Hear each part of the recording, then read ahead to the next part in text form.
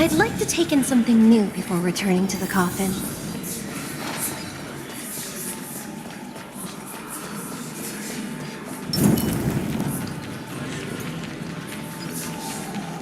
So...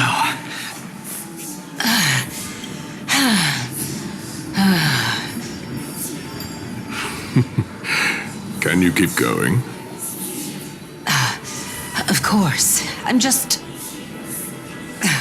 If I knew we had to climb a mountain, I wouldn't have come along with you.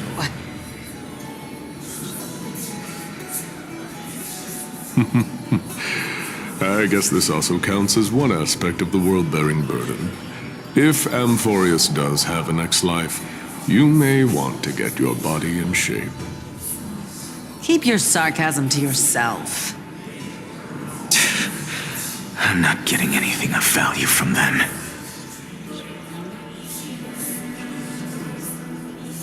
I would sooner throw myself off this cliff and hit rock bottom than exercise even a little.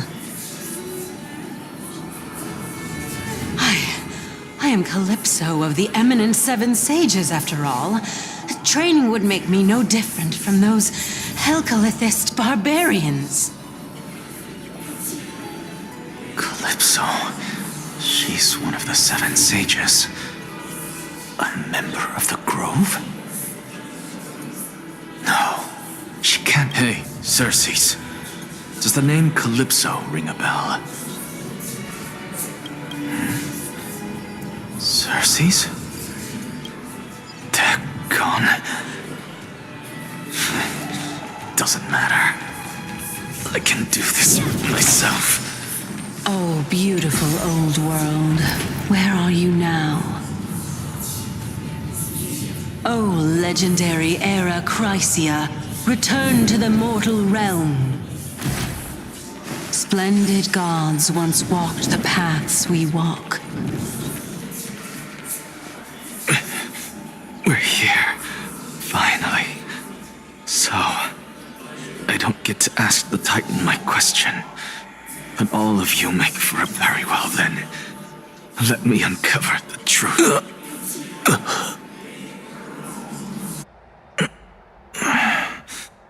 Did I still fail to make it in time? Huh? So, I'm back here again. I can hear it. I hear it from the depths of the tides. This time, the voice is a lot clearer than before. Since we've come this far, let's just wait. Lord Nias and Miss Calypso, are you both here to visit Chaos too? Yes, and we've been waiting for quite some time now. Regrettably, he hasn't answered us. The worst-case scenario is that he's already been overwhelmed and crushed by the world-bearing burden. You're overthinking, Lord Nias. I can still sense Chaos' soul in the area. And besides, we both know Chaos' nature. A deliverer like him wouldn't fall so readily, much less give up on all that he holds dear. Isn't that so? Yes. I have faith in him. That reminds me. Why are you making this trip alone, Polixia? Oh, my sister needs more time to make sure the flowers are fine. Such a pity. Both of you have hearts kinder than anyone else. Yet you are born only to take over Thanatos' divinity. Everything that I see and hear this time has left me shaken to the core. What may seem like a mundane conversation is in truth a once-in-a-lifetime exchange that has revealed the ultimate answer to Circe's question. The conjecture has taken shape and must now be solidified into a theorem. Next, I only need to seek verification from Kefali. By doing so, I can answer Circe's question and reclaim my body. But no, I will not do that. That isn't important. Because another one of my conjectures, one that I have always dreamed of proving, has been proved right this very instant. Fusing a mortal soul with that of a Titan to replace said Titan is not a ludicrous idea after all.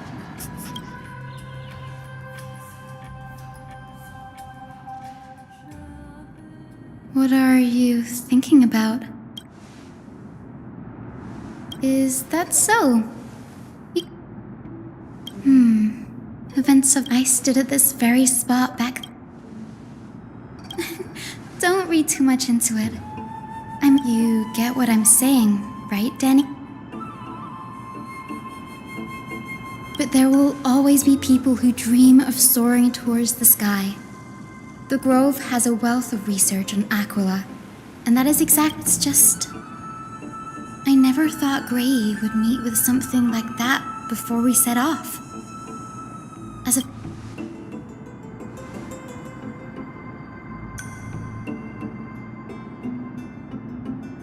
Yeah, there's no rest for the weary, huh? In any case, what we're looking for could be anywhere in this enormous grove.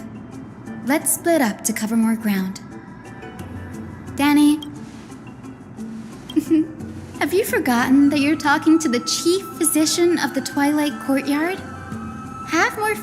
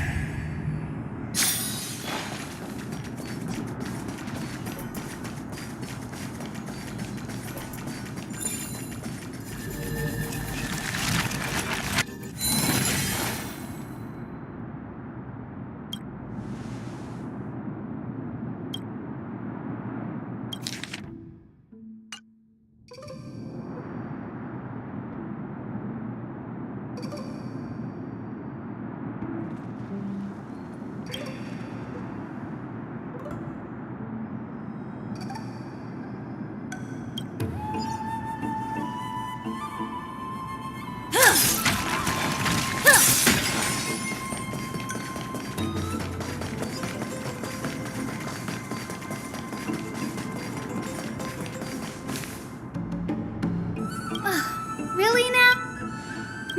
Or you could sit back and watch. I'm kidding. Blade and flight! Turn it up! Execute the Murder Struck! Ow!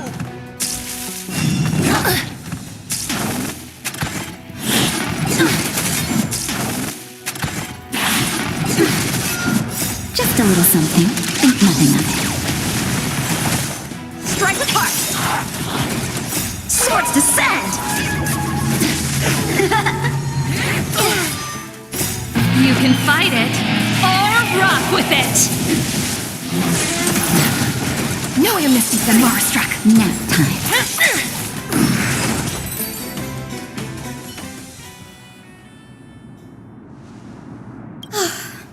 The Black Tide is remarkably quick to detect the light of Amphoreus. So or rather, the blessings of the Sky Priest in me, might have unknowingly called them to me. Anyway, never mind that for now. Here, you might want to have a look at this. I found it around here and thought it might be of interest to you.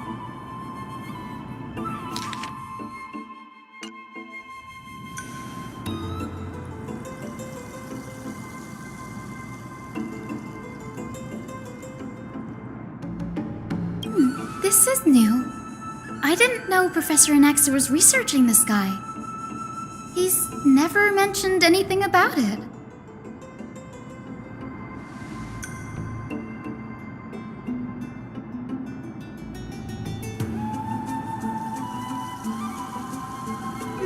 Might is an understatement. Anaxa has never been one to venerate the gods, nor has he ever found it within himself to put any faith in the prophecy. People have come to think of him as a heretic, even in a place as liberal as the Grove. Yet, it is also this very blasphemer that Circe's favors. Oh, let me have...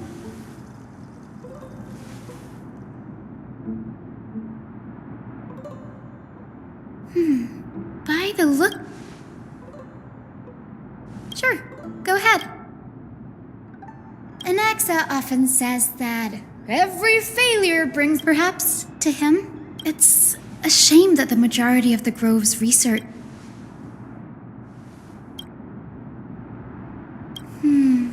That's what I'd like to know. What are these? I have a bad feeling about this.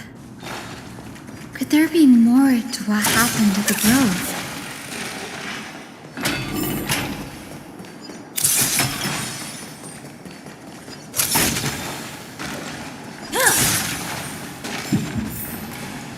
This is the library. Other than books written by this, we've had more than our fair share. Nice. No need. Whew. You've got. There are too many books in the library.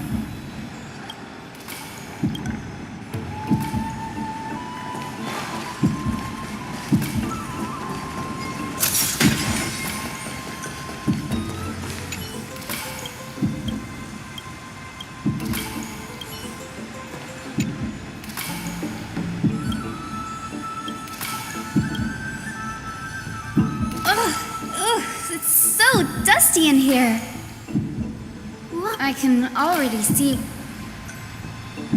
Why else would they call her the Titans? They marched him straight to the... So what he took on in the first alligator...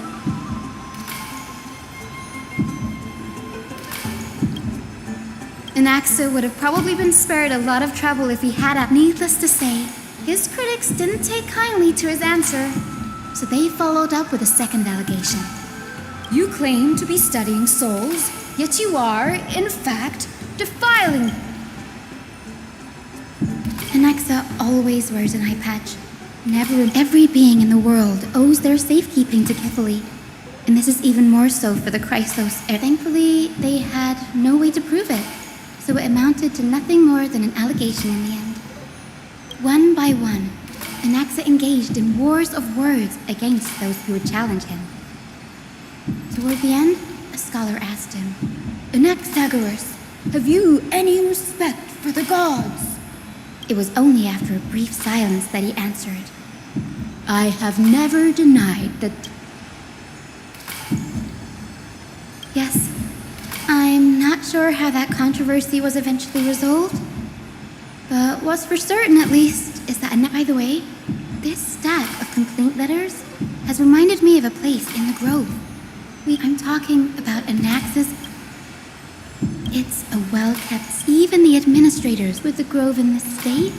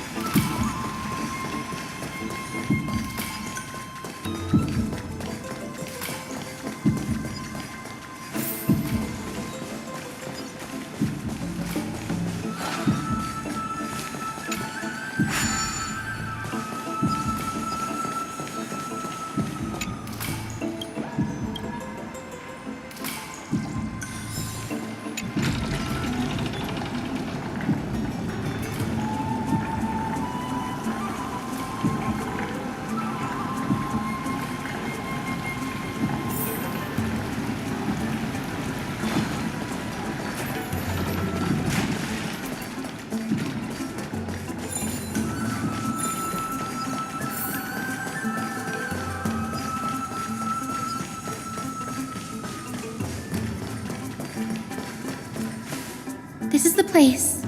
But where is everything?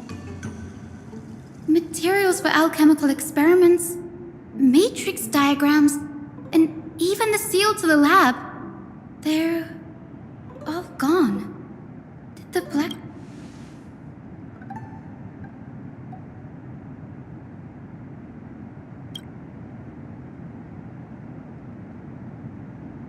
No, not even close. Not only are alchemy experiments high-risk activities, but Professor Anaxa also has a penchant for using bizarre materials. Students often saw him walk in looking right as rain, but come out covered in soot with his hair singed. Naturally, no one dared to come near this place. Huh? That bookshelf over there seems to be the only thing still intact.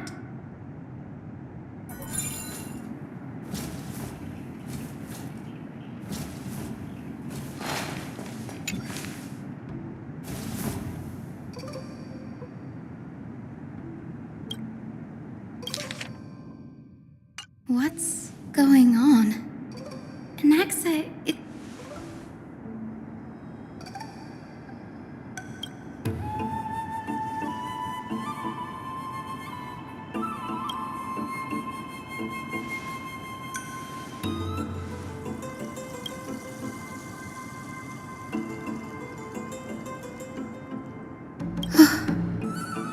Danny, look at this.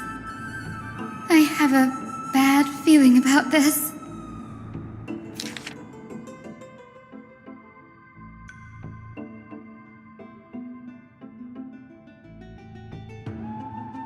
My biggest fear. It's come true. Anaxa was carrying out experiments on. Yes, this is what he was secretly conducting research on. Something he had to keep hidden from others. Compared to his public speeches, this is the real blasphemy. Oh, I just thought of something. Do you remember when the black tide was approaching? The Grove had planned to send Circe's core flame to a safe place. But an accident happened along the way, and Anaxa lost his life in the process.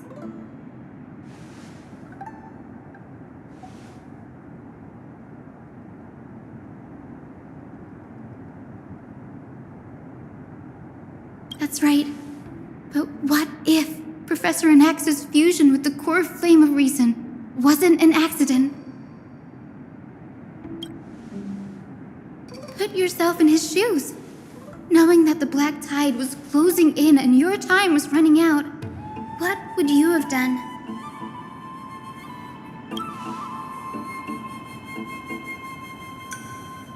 Exactly.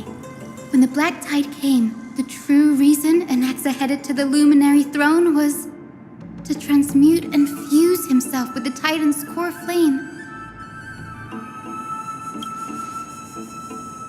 No. Judging from how he reacted after the event, the results came as a surprise. Maybe he the manuscripts detailing all the alchemical formulae have been taken away. His research is still ongoing.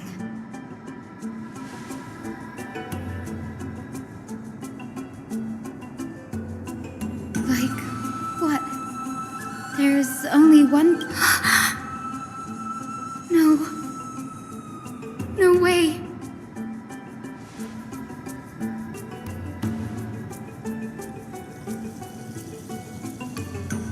He's after Kefali.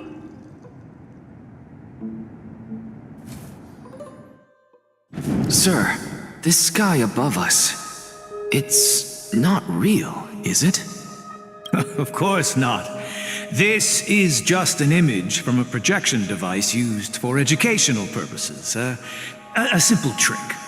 The day-night cycle has been lost to this world. So that students like you may still learn about the night sky, astronomers have harnessed the Titan's miraculous power to manipulate the light, projecting the nights of the past here for you. Much like how the sky above the holy city is also illuminated by Kephali's dawn device. So, the skies of Akama are fake too. You mustn't conclude that, Anaxa. You should know that only a child would expose a trick and be proud of it. Often people know more than they let on. They simply choose to feign ignorance because they have no other choice. Then they're just deluding themselves. People believe in Kephali's tale of Genesis, accepting wholesale whatever the priests preach. But we're different. We've already walked out of the firelit cave of ignorance. We have already realized that we live in a world where titans make the rules. Even when we look at the sky, we're only seeing what they allow us to see. Rather than gazing at this mockery of a night sky fabricated by them for the rest of my life, why shouldn't I be the one to take control of the projection device instead? So much time has passed since you sowed the seeds of doubt in my heart, child. Many a night, I find myself penning down all my theories and wild ideas, only to burn them to ashes when I open my eyes in the day. Why? Because we'll face death by burning if word gets out? As a sage of the Venerationists, my soul has already become inextricably linked to the great tree. Every word I say and every move I make is certain to influence every leaf, every branch, even the tree itself. But above all else, my days are numbered. Instinctively, I have my doubts about the golden blood and the human soul, yet I have no means of verifying them. The golden blood in my veins is woefully thin, and I am loath to waste what little time I have left obsessing over a hypothesis that cannot even be proven in the first place. But I can, sir. I can do it for us. The time is right. Give me all that I need, and I shall accomplish this grand feat on your behalf.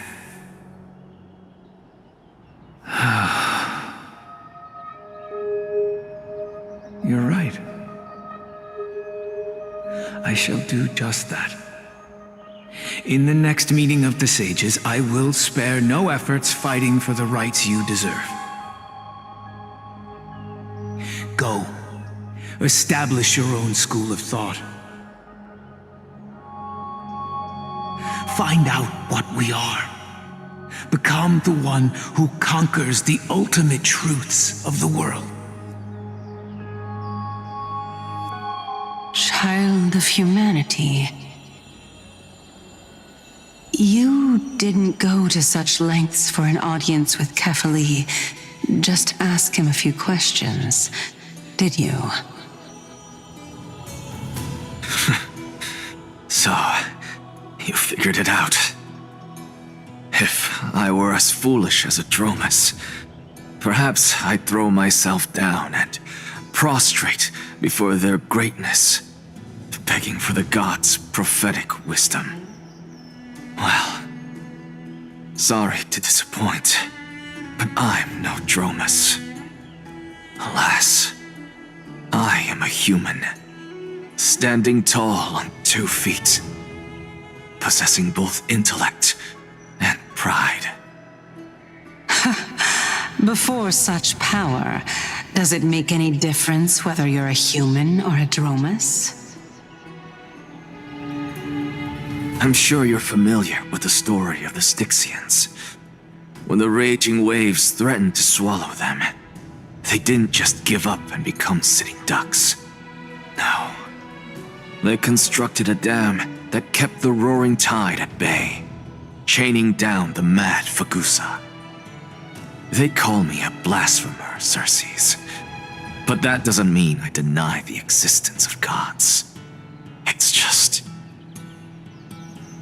as I see it, Titans are simply a force that mankind has yet to find a way to tame. Oh? If power that rivals the Titans is what you crave, why not conform to the prophecy and brave the trial? Why stop at harnessing the power of the Titans when I can do so much more? The source of life is what I wish to grasp, to understand what makes up the soul, and to learn what we really are. Thanks to you, I've had the chance to personally verify, in more ways than one, that the soul indeed ceases to exist in death. But where there is death, there is life. And where there is an end, there must also be a beginning. How then is a soul born?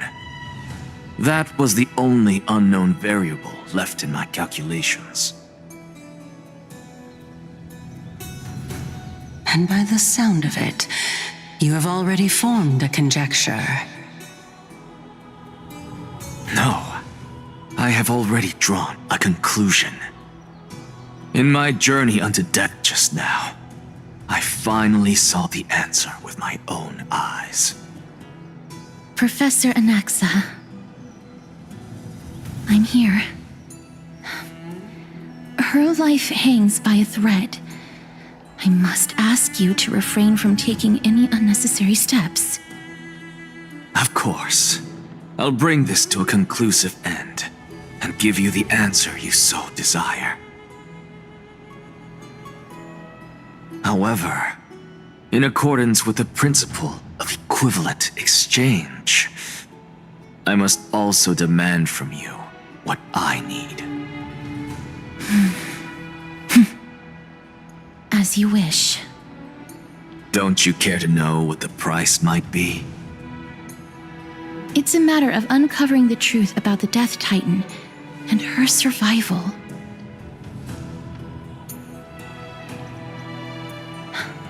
This may be the only time I can ever save someone's life. There is no need for me to think twice. I see. In that case, let the show begin. Indulge me. Am I correct to say that you intend to prove Thanatos' whereabouts and prove the nature of our existence now? Before I begin, I must confess I had been stuck in a cognitive trap all this time. As unrelated as these two propositions may seem at first glance, they are in fact logical equivalents. They are merely two different ways of telling us about what the soul is at its core. The reason I say this is as I've mentioned earlier. The answer was hidden in my journey unto death. Anaxa, you were in the Netherrealm? Yes, I am but a living dead man now, but that's not important. What truly matters is, I overheard a conversation between heroes. That's not all. Remember how I said you were a part of that conversation too, Circes? And I've told you that I have no recollection of such an event. That was likely just an illusion conjured up by the mind of a dying man.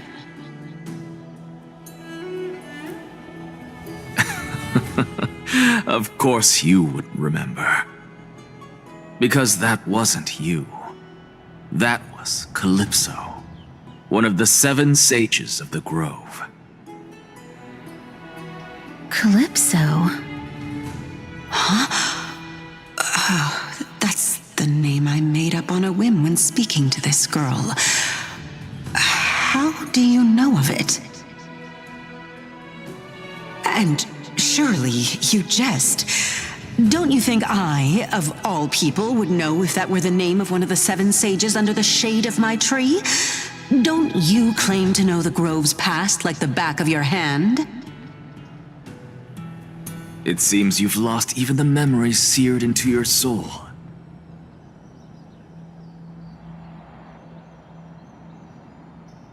Use your head, Circes.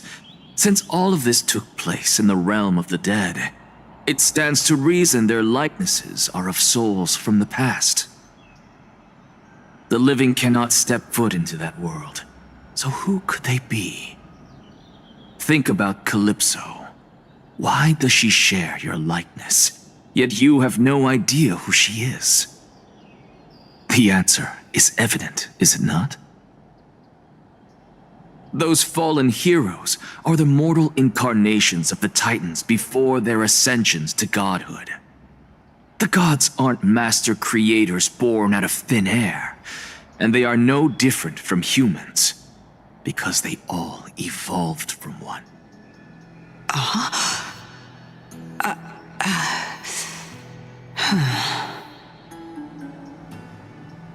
Does this answer disappoint you? Yes, because you've answered nothing. If I truly was once human, as you claim, then where do the children of humanity come from? Even on the off chance that you speak the truth, this brings us no closer to grasping Thanatos' whereabouts. How are we to find them?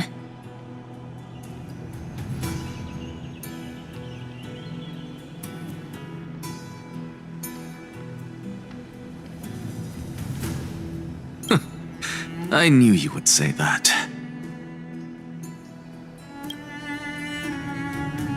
But it matters not. I know what I'm doing. Actually, why don't we have this supreme being standing before us tell us everything? You can revive a Titan? Humans cannot return from the dead. Neither can gods. But all we need to do is look at this from a different perspective, and the problem will resolve itself. The solution is simple. Just like what you did to me. If I'm reborn as Kefali, I can rebuild the world and all within it as they once did. Simple, is it not?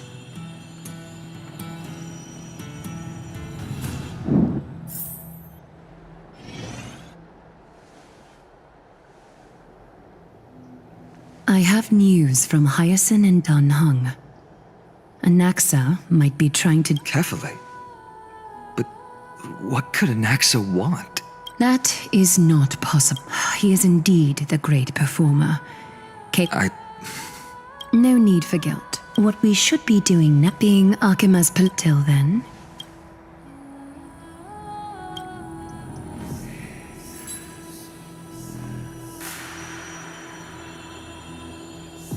Preposterous! The Christos heirs only have their standing because of the Council of Elders! How dare they trample... It's been a while. What is that supposed to mean? Is this really the sort of person that the young lord... It has indeed been some time, Lord Grateros. What brings you here in such... Shh! Keep it down. Be more vigilant. See those... I've already ordered my people to hold them back. My bad. Did you hear thunderclaps last night?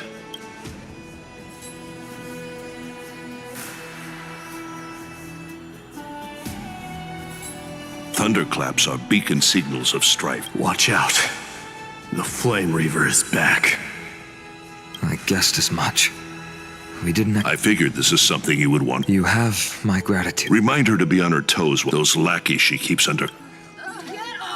That's her. Look... We should...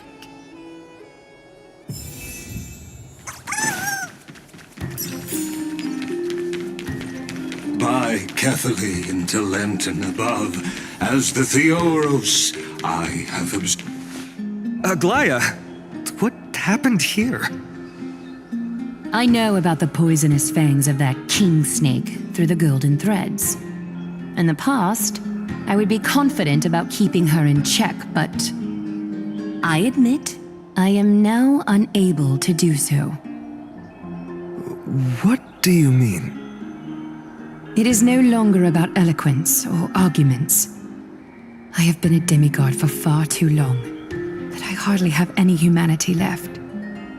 Before I realized it, I have become no different from these hypocrites, no longer capable of relating to the people. This has come a lot sooner than I expected. But perhaps it is time. I need you to step up, Finan, in order for me to retreat behind the scenes. Yes, this is my duty, but... It is far easier for the Council of Elders to fool many than just fool one person. Their so-called more support is no more than a ruse to distribute power using words instead of lances.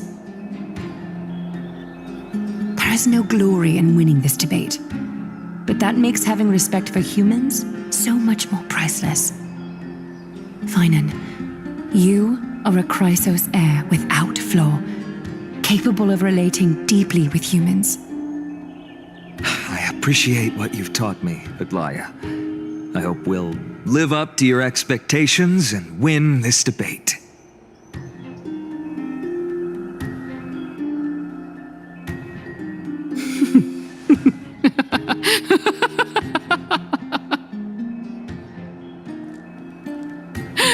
Oh, you've done well, Lord Calictus.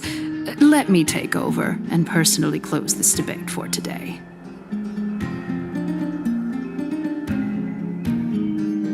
Dearest counselors, let it be known that I sorely miss the blissful times portrayed in lyrical poems. Back then, Amphoreus was home to nearly 1,000 cities, each with their own local faith, while gods walked the earth and shared close bonds with humans. Yet, in the present, people from all over are forced to leave their homeland to seek refuge in the holy city, where they hope to rest under Kefali's protection. All of us have long been in the same boat, with no way out of this plight. We didn't have a choice in the past, but now, the Council of Elders brings to the table a new possibility. All I have left is one question for you. Would you rather strive toward the unheard of Era Nova, or return to the prosperous Era Chrysia of our past? Make your choice. Now, which of the two would lead mortals to an ideal future?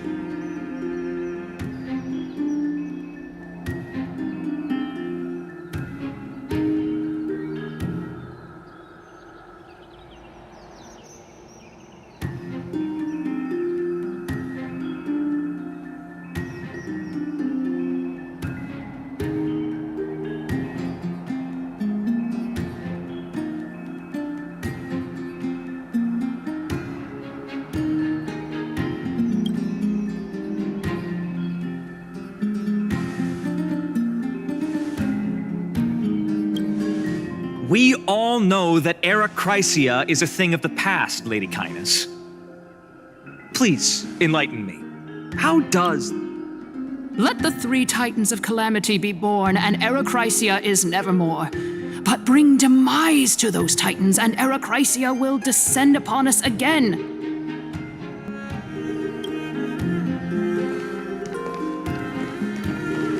Know that the Council of Elders is never one to make empty promises. Look at who we have on our side.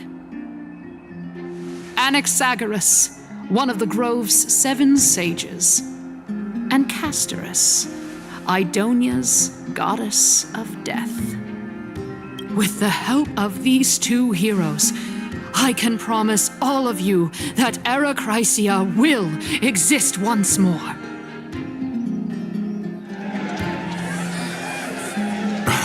Aren't they Chrysos heirs? There's a... It's clear from the start that these heroes do not get along well in their group. all the more proof that Aglaya is unfit to speak on behalf of every Chrysos heir. I am in favor of Era Chrysia. Era Chrysia! Era Chrysia!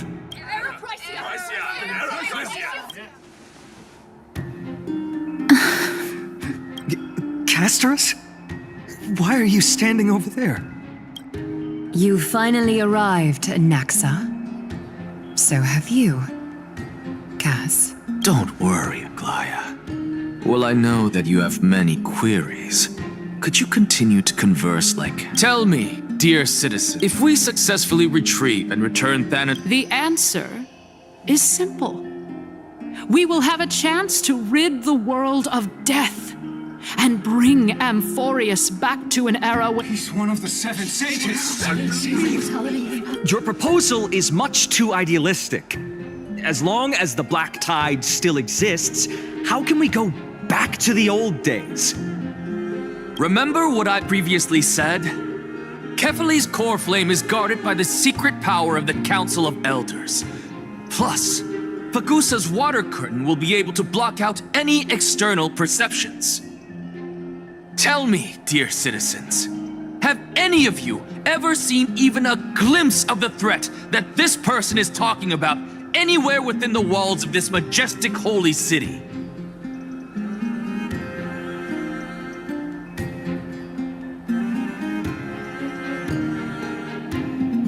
Oh. Could it be that you heard that from the Flame Reaver themselves?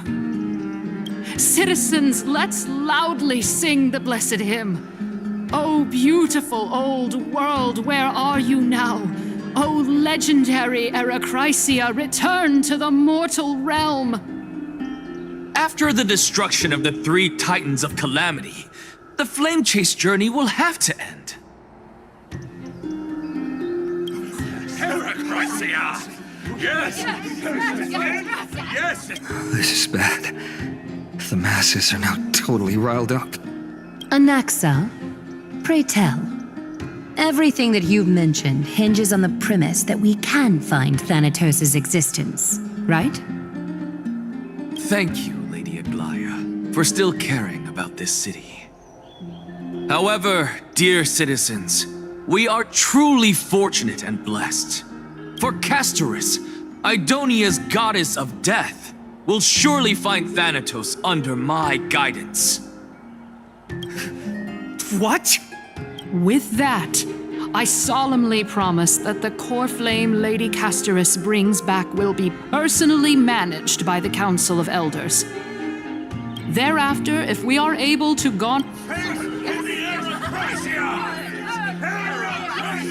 With the balance Shat Akama has chosen. Aglaya, dear Aglaya, what has caused your heart to soften? You also don't seem to be as quick-witted as before. Wag your tongue as much as you like. Since the Flame Chase journey has been preordained by the prophecy, our failure has never been on the cards. Well then, I guess we'll find out if that's true at the Citizens' Assembly.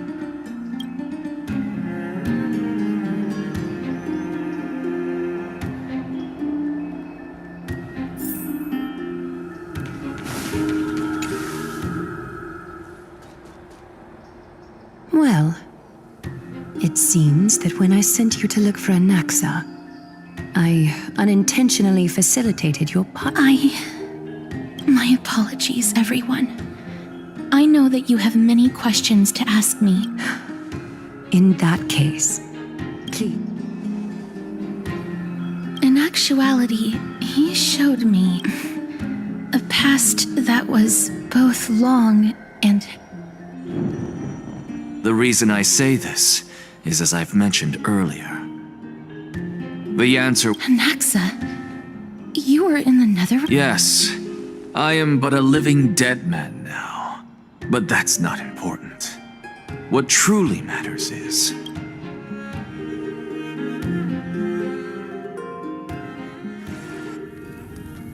Have you heard of this tale before? A tale about the ocean god's treasured pearl, our hometown. It was a seaside town which enjoyed the ocean breeze and glorious, peaceful times, thanks to the wisdom of its ruling queen. Until one day, an evil dragon descended upon the town. Its wings were large enough to blot out the sun, while its claws were sharp enough to rip the waves apart. It barged into the tall tower and devoured the queen's beloved daughter. It even settled itself in her bedroom like a tyrant king. The queen assembled 300 warriors who managed to subdue the evil dragon by chaining it up. However, when the queen slit open the dragon's belly, she realized that the princess had long since been digested, and all that was left of her was a pile of bones. Devastated, the queen wept for several days. It was then that a devious, smooth-talking scholar arrived at the palace and suggested that the princess could be revived through the use of dragon bone and dragon blood. That liar called this process the secret art of alchemy. The princess was reborn! The queen was overjoyed, blissfully unaware that the evil dragon's soul still lurked within the princess's body. As revenge, the evil dragon swallowed the poor queen, the glib liar, the courageous warriors, and all of the town's innocent civilians in a single gulp. Worse still, the souls of the deceased refused entry to the Netherrealm because they were filled with regret. Forced to roam the mortal realm, these resentful souls ultimately converged into a river of souls that would not retreat for a long time. The terrifying death had consumed all. Thereafter, our hometown fell into ruin as well. Until...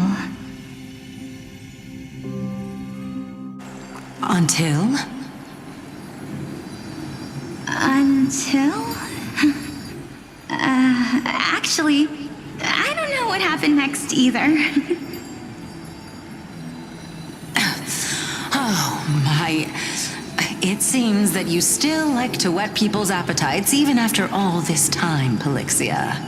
So, according to your story, this is how I used to look? It's practically a mirror image. And yet, what exactly is this? A miracle that I created with alchemy. As for what it is and how I was able to accomplish it, I'll keep the answers to myself for now. Oh, my goodness, is this cliffhanger really necessary? Quiet, Titan. Continue to enjoy this splendid play, and the truth will naturally reveal itself. Dragon, huh? I've heard this legend before. In that case, what do you think of it? I think that this so-called alchemy was a tenuous analogy added to the story by future generations. After all, you've never heard of a tradition of alchemy in your hometown before, have you? Indeed. Before I left home to pursue my education, I never even knew that anybody was looking into this area of study. Therefore, we can just treat this tale as a fable told to young children. A fable, you say? If so, what moral is it trying to impart to the kids? I guess it might be the concept of equivalent exchange? Oh? I thought the moral might be closer to something like honor the dead. Huh. What? At a loss for words? No, I merely realized that we're both thinking of the same principle.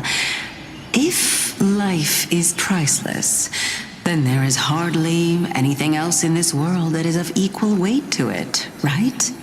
Indeed. As expected of the wisest scholar in the land. You flatter me. Why don't I ask you a question as well, as a form of equivalent exchange? Of course. What is your question? If I imparted my knowledge of the art of alchemy to you, would you use it to resurrect someone you loved? What? What kind of strange question is this? I got it. You're just trying to get me to tell you whether I like anyone, right? Let's just leave it at that. That was rude of me. Yes, I would. Oh? Death is inevitable. In the days to come, I'm certain that someone whom I cherish deeply will leave me for good. If such a mighty power really existed, I think I would use it without hesitation. After all, you, me, and the rest will all have to face that fateful moment eventually.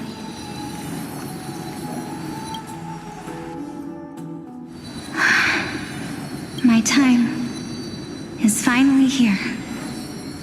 However, perhaps because of my firm belief in the immeasurable value of life,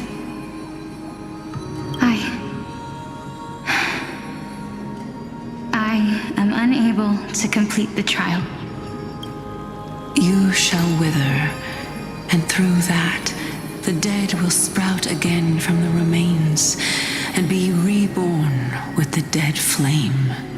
It is a pity that fate is such a cruel mistress.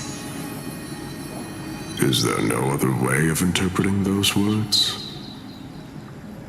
I'm afraid that the meaning is clear. Between my sister and me, one must pay the price.